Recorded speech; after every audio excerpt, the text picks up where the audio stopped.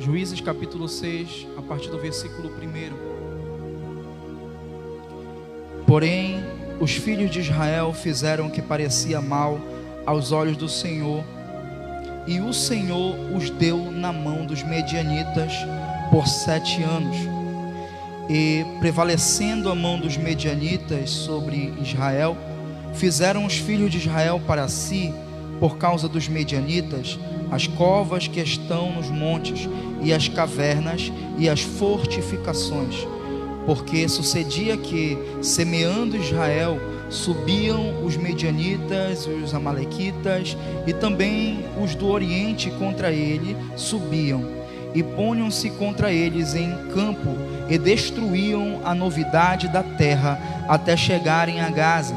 E não deixavam mantimento em Israel, nem ovelhas, nem bois e nem jumentos, porque subiam com os seus gados e tendas, vinham como gafanhotos em tanta multidão que não se podia contar, nem a eles, nem aos seus camelos, e entravam na terra para destruir. Versículo 6. Assim Israel empobreceu muito pela presença dos medianitas. Então os filhos de Israel clamaram ao Senhor. Versículo 7. E sucedeu que, clamando os filhos de Israel ao Senhor por causa dos medianitas, versículo 8, você leia e se puder dê glória. E enviou o Senhor um profeta aos filhos de Israel, que lhes disse: assim diz o Senhor, Deus de Israel: do Egito eu fui subir e vos tirei da casa da servidão. Aleluia. Coloque a mão no teu coração, continue com a Bíblia aberta, pois quem tem poder a Bíblia, não é o pregador. Aleluia. Eu sinto a graça de Deus aqui. Pai, eu te peço, Senhor, que nessa tarde o Senhor fale aos nossos corações, o Senhor fale com cada vida, com cada alma, cada pessoa, Senhor, que saiu da sua casa, deixou seus afazeres, Senhor, essa pessoa que chegou aqui abatida, desanimada, entristecida, Pai, desesperançada, Senhor, pelo poder da tua palavra, Jesus, levanta ele, Pai, dá esperança para ele e para ela, Pai, anima o desanimado, Senhor, e que possamos ter uma tarde gloriosa em tua presença, Pai. É que eu te peço em nome do Senhor Jesus. E a igreja que concorda diz: pode assentar glorificando o nome de Jesus.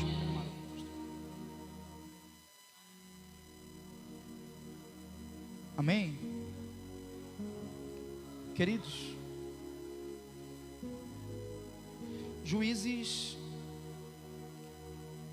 será um tempo onde ainda não tinha reis sobre Israel, e o povo era governado por líderes que eram escolhidos por Deus, conhecido como juízes.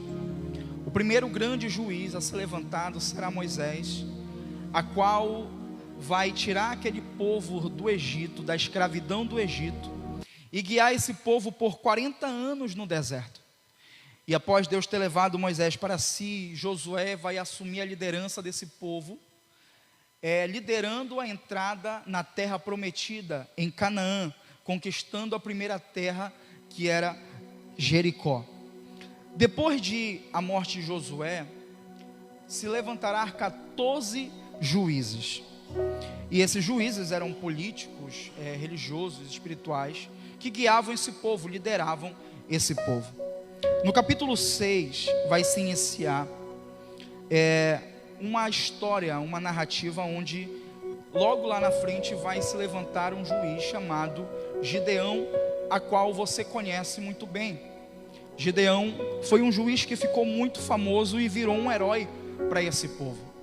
Mas aqui no capítulo 6 eu não quero falar de Gideão hoje, mas sim trazer os primeiros versículos e extrair algo para as nossas vidas nessa tarde. No capítulo 6, o versículo 1 se inicia com uma expressão muito conhecida. Essa expressão é: e os filhos de Israel fizeram o que parecia mal aos olhos do Senhor. E essa expressão, toda vez que ela aparece no livro dos Juízes, ela sempre está ligada ao pecado da idolatria. Quer dizer que esse povo, mais uma vez, se corrompeu, virou as costas para Deus, ficou na idolatria, no paganismo, e todas as vezes que essa expressão aparece, significa que o povo estava na idolatria. E haverá uma consequência para isso. No versículo 1 mesmo, na parte B do versículo, o texto vai continuar dizendo: e o Senhor os deu na mão dos medianitas por 7 anos. Observe o texto, que forte, que tremendo, o versículo 1 já nos apresenta. Esse povo está no pecado, está na idolatria, deixou de seguir os mandamentos, deixou de seguir aquilo que Deus determinou sobre eles, aquilo que Deus instituiu sobre Israel. E por consequência disso, por esse povo estar na idolatria, no paganismo, esse povo sofrerá uma consequência. Que consequência? O Senhor vai os entregar na mão dos inimigos por 7 anos. Eu sei que é uma expressão muito forte o texto dizer: o Senhor os deu, o Senhor os entregou na mão dos medianitas. Mas quando o texto está dizendo que o Senhor os entregou, que o Senhor os deu na mão dos inimigos, significa que o Senhor se distanciou do seu povo. A presença de Deus parou de se manifestar no meio do povo. E logicamente, se a presença de Deus parou de se manifestar, esse povo agora está vulnerável. Esse povo agora está sem proteção divina. Os inimigos estão com caminho livre para atacar esse povo. Esse povo agora não tem mais a proteção de Deus.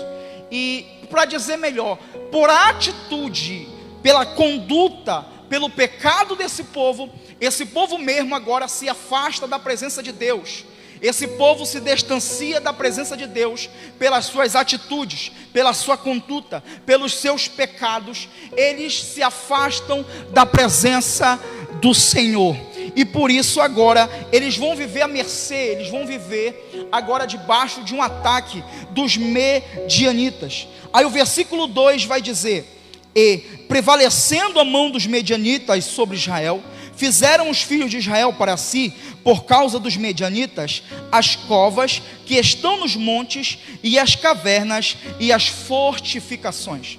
Então, por conta desses inimigos aqui, agora o povo de Israel, eles vão fazer para si cavernas, vão morar em montes, vão morar em montanhas, eles vão se esconder. Por quê? Porque eles estão sem a proteção de Deus, e os inimigos estão atacando, e agora eles estão vivendo com medo, estão vivendo aflito. Por quê? Porque eles estão sendo atacados, eles estão sendo coagidos, eles estão vivendo aflitos, com medos. Eles viraram escravos dentro da própria terra. Grave isso aqui: eles viraram escravos dentro da sua própria terra. Moisés, ele levantado por Deus, vai conduzir esse povo no deserto, vai tirar esse povo da mão de Faraó, aonde eles viviam numa terra que não era deles, aonde eles viviam numa terra que eles não semeavam, aonde eles viviam uma terra onde eles eram escravos, eles eram aflitos, eles viviam com medo. Só que aí Deus levanta Moisés, tira esse povo do Egito, conduz ele pelo deserto, providencia comida para eles, o calçar, o vestir para eles. E agora, quando eles entram na terra prometida, quando eles estão em Canaã, agora eles vão viver um momento onde eles vivem do mesmo jeito que eles viviam dentro do Egito. Agora eles vão passar a viver do mesmo jeito que eles viviam lá quando eles estavam debaixo da liderança de Faraó. Como, pastor? Vivendo com medo, vivendo aflitos, vivendo coagidos, se escondendo, vivendo escravizados dentro da própria terra. Por quê? Fizeram mal aos olhos do Senhor. Então é importante eu entender isso aqui. Logo nesses primeiros versículos eu tiro e extraio uma lição para os nossos corações. O que, pastor?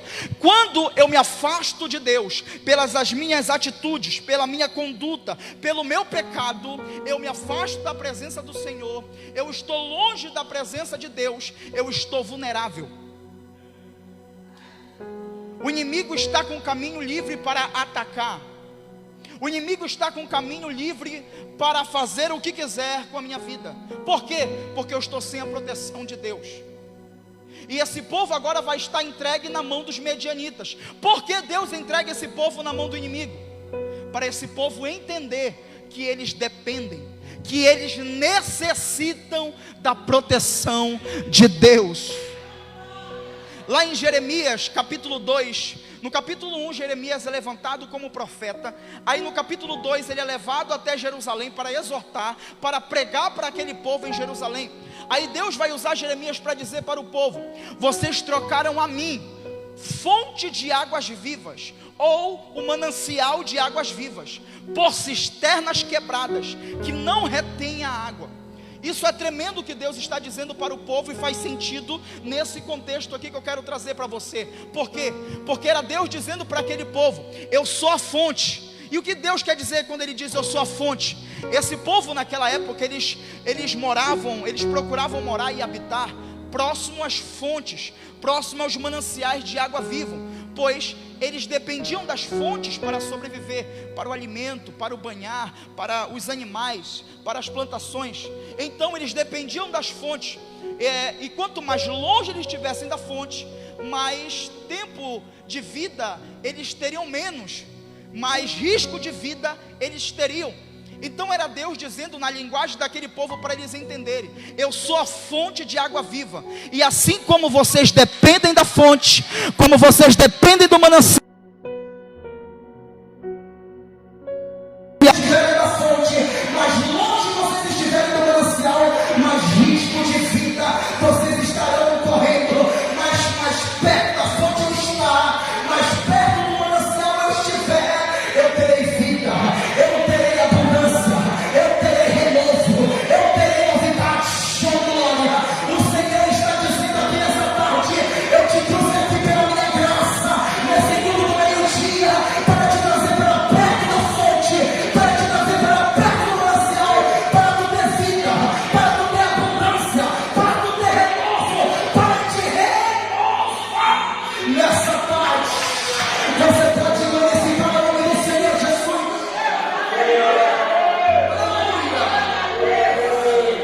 Você pode dar glória.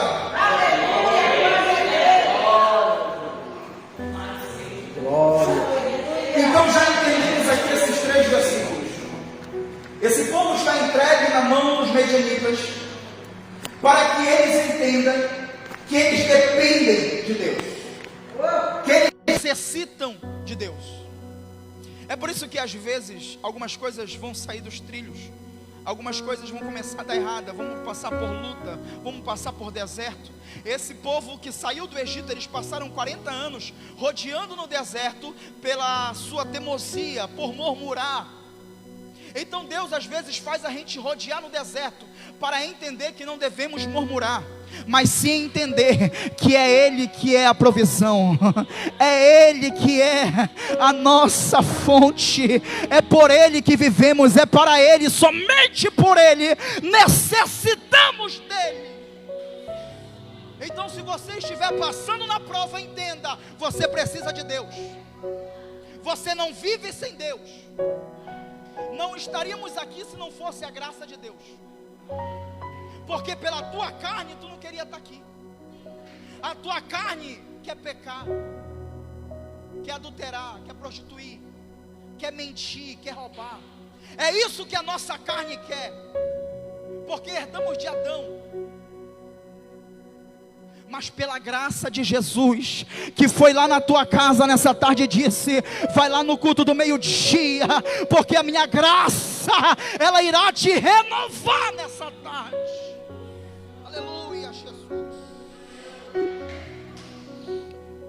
Aí no versículo 4 o texto diz: e ponham-se contra eles em campo, destruindo novidade da terra, até chegarem a Gaza. E não deixavam mantimento em Israel, nem ovelhas, nem boi e nem jumentos. Oh glória. Olha que interessante. O versículo 3 vai dizer o quê?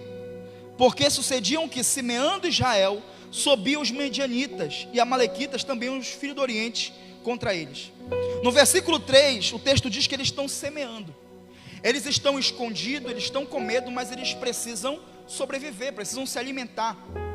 Então eles vão plantar, eles vão semear. Só que aí no versículo 4, o texto nos informa que os inimigos vinham, destruíam a novidade da terra, saqueavam, não deixavam nada, nem bois, nem jumentos, não deixavam nada. Olha que interessante, versículo 3, eles estão plantando, mas no versículo 4, eles não estão colhendo.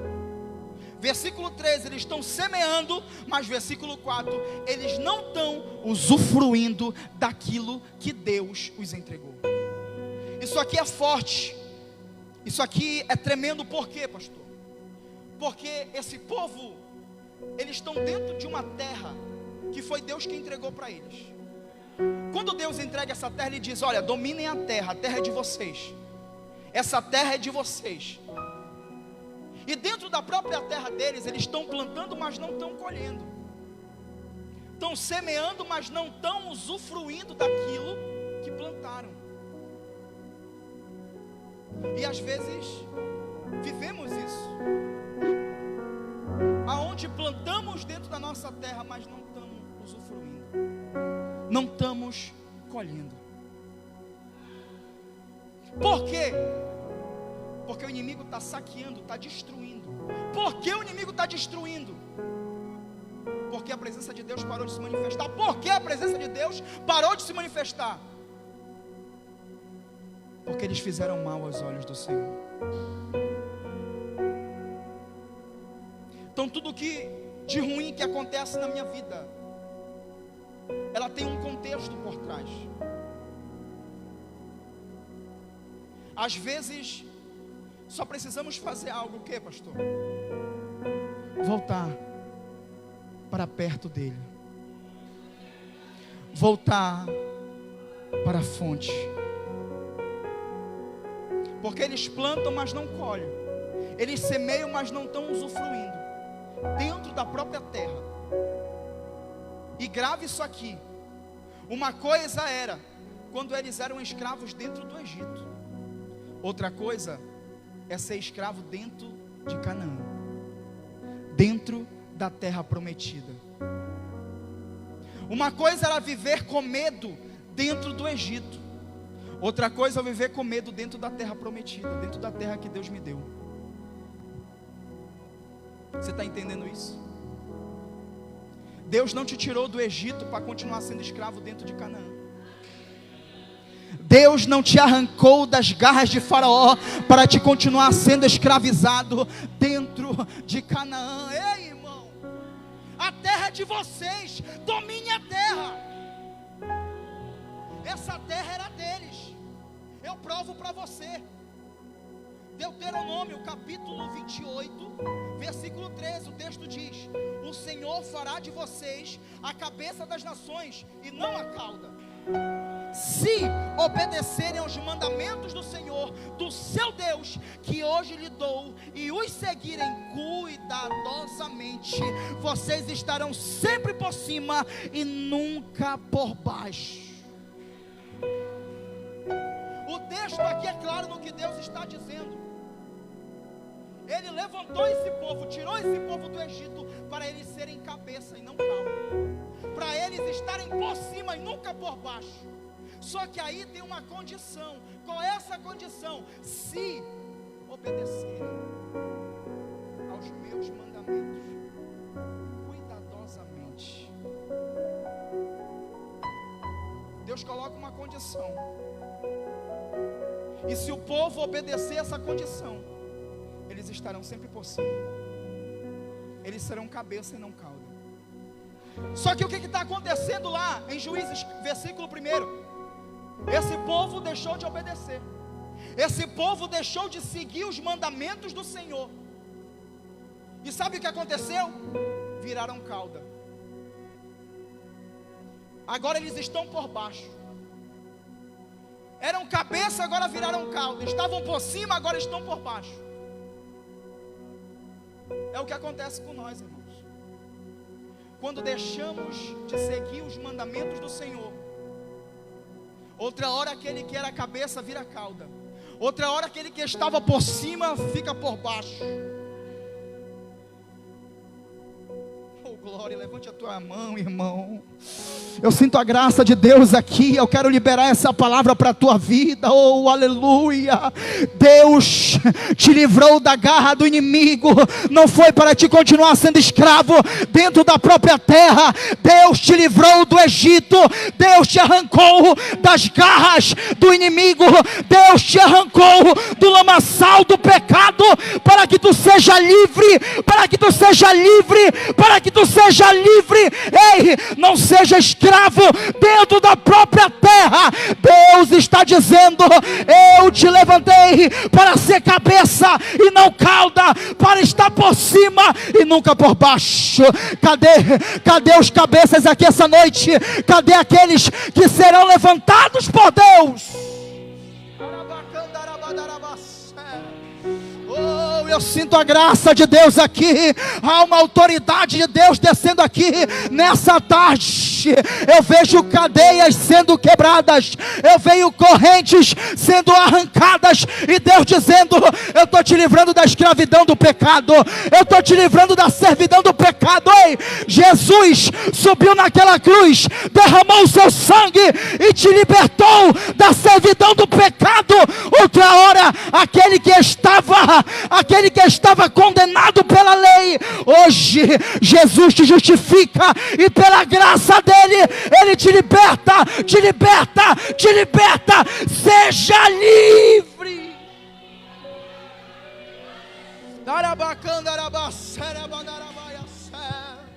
Aleluia. Sabe o que acontece, irmão? Por deixarmos de obedecer, por fazermos aquilo que é mal aos olhos do Senhor, viramos escravos dentro da própria terra. E aqui está um perigo. Ser escravos dentro da própria terra. Pastor, não estou entendendo, eu vou mastigar para você. Para algumas pessoas aqui, Deus entregou a terra, que foi a casa.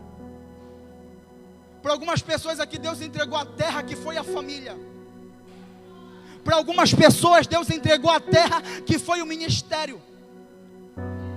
Mas algumas pessoas, por fazer mal aos olhos do Senhor, por deixarem de obedecer, viram escravos dentro da própria terra. Estão plantando, mas não estão colhendo. Estão semeando, mas não estão usufruindo.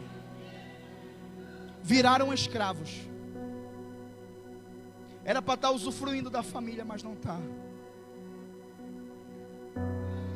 Era para estar usufruindo do casamento, mas não está. É briga, é contenda, é discórdia. Era para estar usufruindo dos filhos, mas para algumas pessoas, essas pessoas só tiram lágrimas, sofrimento, dores. E sabe o que é forte no texto? Que o texto vai dizer no versículo 3 que eles estão semeando, mas no versículo 4, quem é que está colhendo? Não é o povo, é os inimigos, é os medianitas, os amalequitas, os filhos do Oriente. É eles que estão colhendo. Olha que forte isso. Você não está colhendo dentro da própria terra, mas sabe quem colhe com o teu sofrimento, com a tua dor, com as tuas lágrimas? É Satanás. Só que hoje eu vim com uma palavra profética para essa tarde, para a tua vida, e dizer: aqueles que estavam escravos dentro da própria terra, hoje pela graça de Deus será livre. O Senhor hoje, com a autoridade do seu nome, hoje Ele arranca você dessa escravidão. Aquele que vivia escravo no casamento será livre. Aquele que vivia escravo no ministério será livre. Aquele que vivia escravo na família será livre. Ei, hoje Deus está dizendo: tu vai plantar na casa e vai colher na casa. Tu vai semear no ministério e vai usufruir do ministério. Vai plantar no casamento e vai colher dentro da terra, dentro da terra, dentro da terra.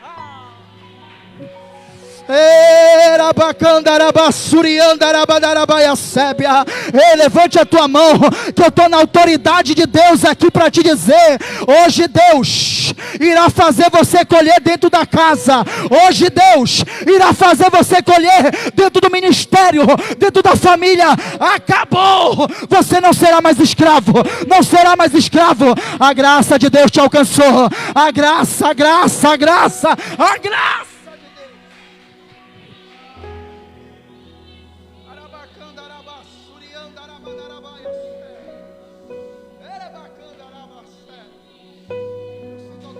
De Deus aqui nesse lugar. Oh glória. Eu vou me adiantar um pouquinho aqui, senão não vou terminar. Aí o versículo 5: porque subiam seus gados, todos vinham como gafanhotos, entenda, com multidão que não podiam se contar. Aí versículo 6: assim Israel empobreceu muito pela presença dos medianitas. Então os filhos de Israel clamaram ao Senhor. Você pode glorificar?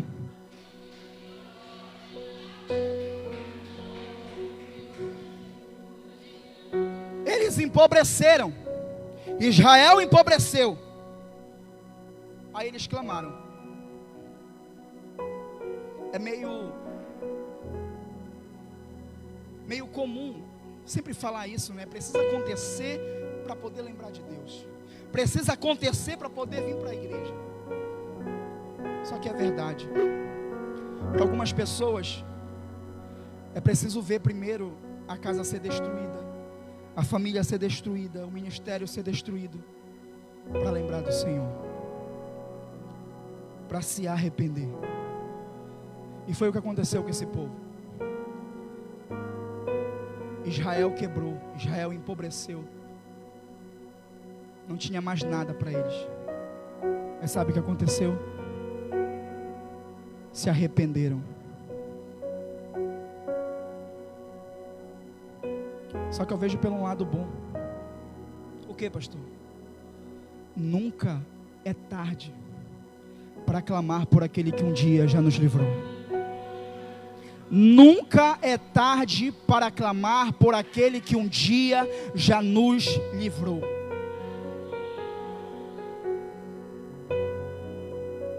Esperaram acontecer o que aconteceram, mas clamaram. Mas esse clamor aqui não é um clamor qualquer, é um clamor com arrependimento. É um clamor com arrependimento. E quando eles clamam com arrependimento, o que acontece? Versículo 8: e enviou o Senhor um profeta.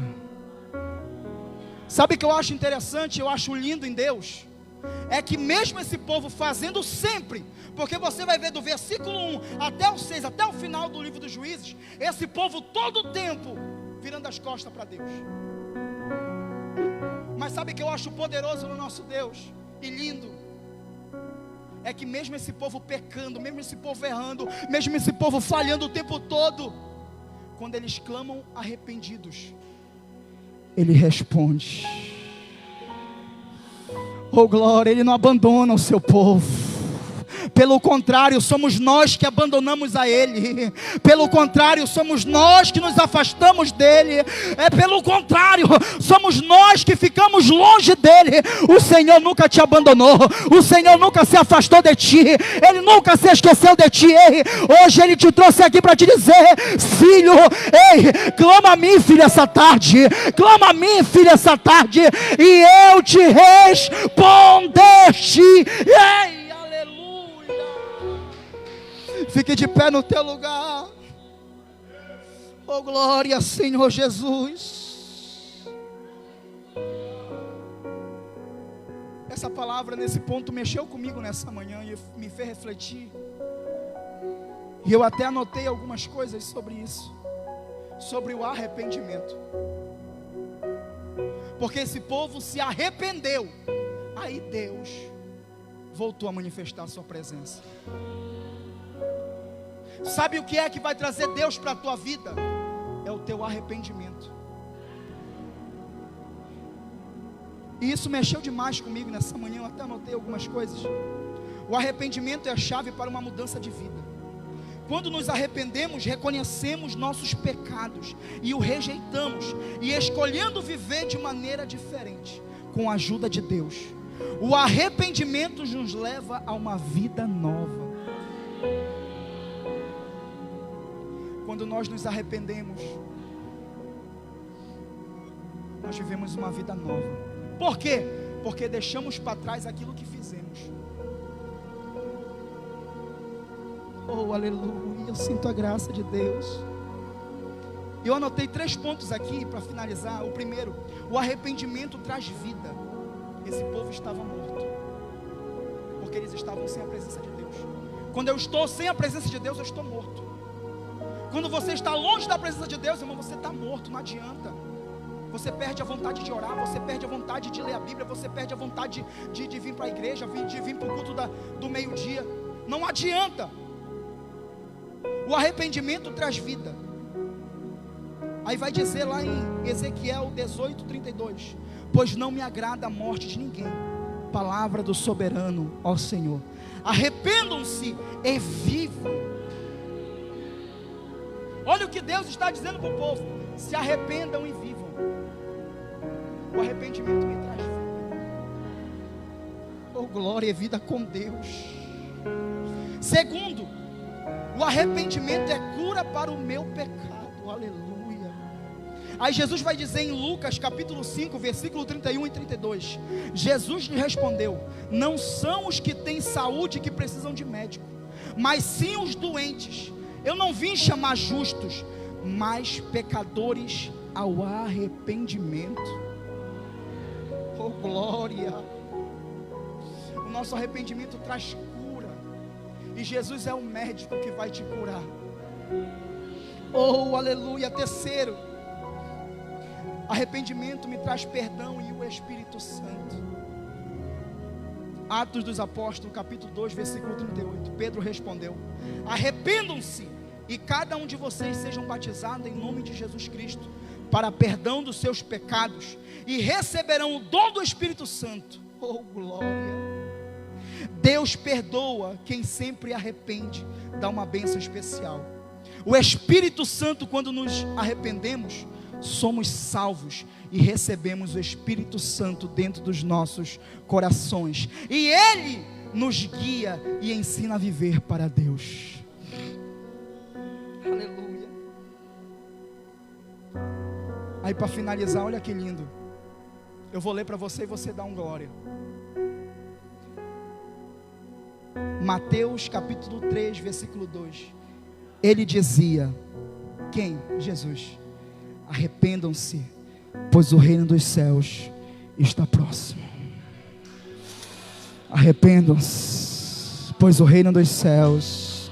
Eu estou com o corpo todo arrepiado aqui, pastor Luiz Henrique.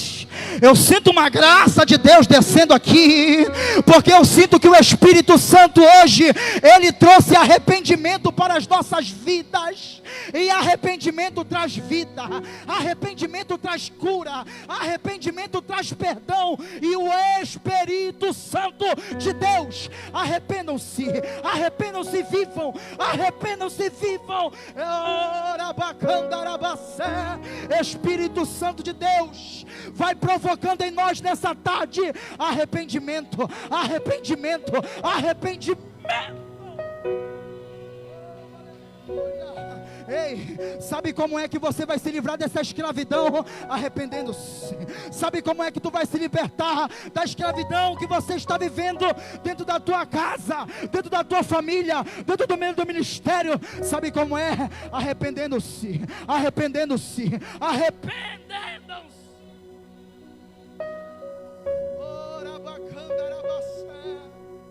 Pastor, me ensina a me arrepender. Como? O Senhor vai dizer para Salomão em 2 Crônicas, capítulo 7, versículo 14: se o meu povo, que se chama pelo meu nome, se humilhar e orar, primeira receita, buscar a minha face, segunda receita, e se converter dos seus maus caminhos, terceira receita. Aí o resultado é: eu dos céus ouvirei, perdoarei e sararei a terra. Hoje Deus quer sarar a tua terra. Hoje Deus quer te perdoar. Como? Orando, se humilhando, buscando a face, se convertendo. Arrependam-se. O reino está próximo.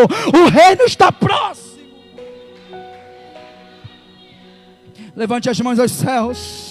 Espírito Santo de Deus, a tua palavra tem poder, Senhor, não é o pregador. A tua palavra tem poder, Senhor, não é o pregador. Pai, eu te peço, Jesus, pelo poder da tua palavra que foi pregada, gera nela arrependimento, Pai. Traz vida, traz abundância, traz renovo. Venha salvar vidas aqui nessa tarde. Receba a presença de Deus, receba a graça de Deus, seja cheio, receba autoridade, receba renovo, receba graça, receba agora. Isso, enche esse lugar de adoração, vai, clame, ore, vai, ore por mais uns segundos. Eu estou sentindo a graça, agora, está enchendo esse lugar de adoração, Jesus. Vai enchendo esse lugar, Senhor. Vai enchendo esse lugar, Jesus. Eu vou deixar você adorar. Pai, eu oro por cada vida, Senhor. Eu oro por cada pessoa, Jesus. Vai trazendo transformação, vai trazendo libertação, vai trazendo cura. Faça um milagre na vida dele. Agora, Jesus, levante as tuas mãos aos céus. Pai, eu abençoo, Senhor, a tua igreja, na autoridade do teu nome, Senhor, pela tua palavra que foi pregada, ela venha surgir efeito na vida dele, na vida dela, Senhor. Pai, eu te peço que venha haver mudança, que venha haver transformação, que venha haver libertação, que o Senhor venha perdoar os nossos pecados e sarar a nossa terra, em nome do Senhor Jesus. E a igreja que concorda, levante as mãos aos céus e aplauda Ele.